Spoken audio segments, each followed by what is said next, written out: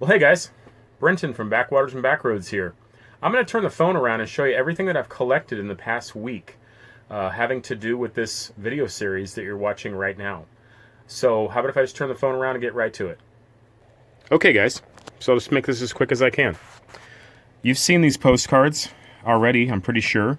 I have an artist that works with me. Her name is Liz. She's a young lady that lives in Georgia, and she's an absolute sweetheart. She's very talented. I'm going to do a close-up of her card here. And if you guys want to get in touch with her for anything, she can take commissions, do paintings, make postcards, probably a whole lot more. And I've been very happy with the two pieces of art that I've commissioned with her. So if you're looking for something like that, check her out. And I'll link her information in the description below as well.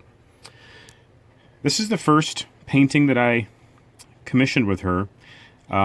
I have this on my wall, but these are the postcards that she made out of this painting, and I can send you one of these for $5, signed by the almost famous Brenton Netz of Backwaters and Backroads, and I might be able to get Wavy Gravy to sign it too. We'll see if you're lucky. Liz also made me these. Now, no one's seen these yet.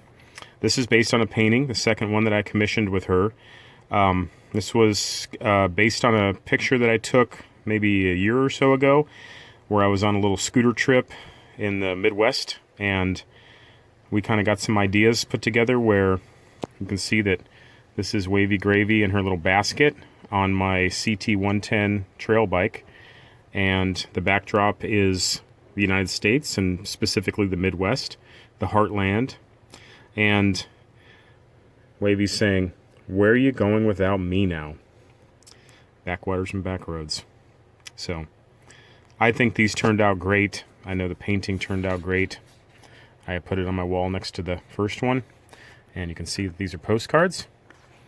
So basically, I know I've got kind of two different types of people that watch this, probably more than two, but basically it's the boater types, you know, the shanty boat types and the boating water types, you know, water people. And then there's the scooter folks, or the motorcycle folks, or the Scooter Tramp Scotty type folks that found me that way. So maybe this one will strike your fancy better. $5. Send it to your mailbox, signed by an almost famous YouTuber here, and maybe Wavy Gravy will put her paw print on it. Here's another one. Now, I've only got a couple of these extra. If you have watched my channel for a while, I have a friend who lives out in California I've known for about 25 years now. He's a author, a classic travel writer. His name is Ed Burren. And I have a Nosy Beagle interview on my channel here of him. He's an absolutely amazing person. In his 80s now, very prolific. He's also a world-renowned tarot expert. He's made his own tarot deck, and he's actually working on a new revised version right now. And this is a photo he took probably back in the 70s, and I just thought it was great. He made postcards of it back, you know, in the day. And I have 3 of them. I put one on my wall. Actually, no, what do I have? I have 3 extras. And if you are a fan of Ed's, or you just think this is super cool, kind of the original hippie travelers from the 60s and 70s, I will send you one of those. I think I'd have to get $10 for one of these, though. They're kind of, I'll never get any more, and Ed will probably never make any more. So I've got 3 extras, and while they last. I also just collect postcards when I travel around. These are, you know, ones I just find at gas stations and little country stores and stuff. Here's one from the UP. It says, "It's not the end of the world, but you can see it from here." And of course, there's a Laker falling off the edge of the world. And let's see, here's one that's from Tennessee Wildflowers. I think I got that one on the trip when I went down and saw Scotty this last spring. This one says, "Youper Male Bonding." It's funny. I'm a wannabe Youper. I love the Youpers. Here's Ski the UP. Must have been taken in July. And Youper Summer Games. Skeeter shooting. It's almost literal. That and the black flies. This one says, Youper's last words. Hold my beer, watch this. Definitely some truth to that one. And Youper 7-course meal, pasty, and a 6-pack. A lot of truth to that one too. And then, oh, there's one. There's another one on my originals. Okay, guys. Also, I'm going to quickly just I'll consolidate these to make some room real quick. And I'll show you some books. Now, I've read every one of these books. You know, it might have been 10 years ago, or it might have been last year, or even maybe one or two this year, but I've been really busy. But here's one, Men Against the Sea, kind of a classic tale of guys that are getting in a whole lot of trouble out there in the oceans of the world. Here's another one, They Sailed into Oblivion. In the Heart of the Sea, it's about the Essex. There's probably folks there's been quite a few books written about that saga, and this one's a really good one. Here's some specific to, this might be very interesting to folks that are shantyboaters. Afloat on the Ohio. I read this before I took my shantyboat trip, and it was very helpful. There was a lot of history, and I found it very useful and full of knowledge. And then here's one, Once Around is Not Enough, America's Great Loop, by Captain John. Now this is probably one of two maybe experts on the Great Loop. Captain Johnny has a website.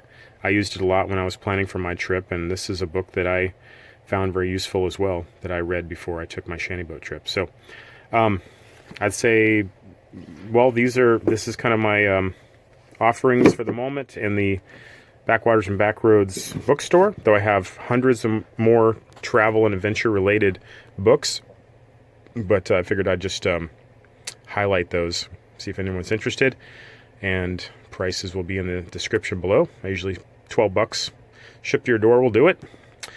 And let me get to these real quick. So, rocks and beach glass from this trip to Manitou Island. Take me probably too long to go over all of it, but this beach glass, if you like beach glass, I found some really cool stuff. Most of it, in a nutshell, there's more to know about beach glass than appears, and it is one of those things, at least I use for myself, to kind of just have an excuse to get out in the world and comb the beaches, you know. But people do make a lot of cool stuff out of this, and all of this right here you're looking at comes from Manitou Island, and most of it comes from the beach in front of the Manitou Lighthouse. So you could assume that, you know, some of this glass originated from maybe some of the lighthouse keepers that threw their bottles out, or, you know, what have you. Who knows? It could come from anywhere. But I did find a whole lot more on that beach than I found anywhere else. So that, I think, is the explanation for that. Most glass, if you think about it, in a nutshell, is, you know, clear glass. And so then you get clear beach glass. But every once in a while, you will find pieces like this that are blue, from blue, you know, obviously blue sources, and some green. I would say that 90% of the beach glass you ever find is going to be clear, and then you'll find some green, and occasionally you'll find some blue. So my thoughts on this was, if you want, you know, a few pieces of beach glass, you know, I don't know. Like, I'm still figuring all this out, but let's just say, you know, a small handful, or, you know, I don't know, that much beach glass from Manitou Island in front of the lighthouse. I will send it to you, and just make me an offer. Something fair, you know, something that covers shipping and a couple more bucks to put in the gas tank. And we'll call that good. And I do have, you know, some blue and green that I kind of put aside. That's usually kind of more special, and I do keep some of the colored stuff. But, you know, for a little bit more, I could, if you really were partial to a piece of blue or green beach glass, so you want to make, say, like a pennant out of it, or, you know, some kind of piece of art or something, you know, I'd part with those as well. So, okay. And lastly, some rocks. Let me just kind of quickly show you some of these. Get the camera in focus. I just thought this one was interesting because it has this it's kind of like welded to the rock there. There's like two pieces or different kinds of rock welded together. Get these out. Yeah, you know, these, I have a few of these. These are they get little pebbles that are harder than the rock that kind of lodge themselves in, and then they make these little divots. And sometimes you can find one that has a hole all the way through. They're hard to find. I have one around my neck that I have worn for years now. And you know, yeah, let me just kind of hone in on some of these here. I call these the spotted cows because they just kind of have markings like a dairy cow would. I thought this one really stood out because of the, you know, that's not staining. That's two different kinds of rocks that are kind of melded together. So I don't know if you would like, you know, 2 or 3 rocks from Manitou Island that I thought stood out from the billions of them on the beaches. I will send you 2 or 3 or 1 or 5 or 10 or however many you want. Let me know. Make me an offer, something fair. A couple extra bucks for the gas tank would be much appreciated. And we'll just see how this goes. Maybe I'm onto something. Maybe this is just, you know, maybe no one's interested. But yeah, we'll see. This one was kind of neat. So, okay, guys. Thanks for watching. And back to your regularly scheduled programming. Catch you later.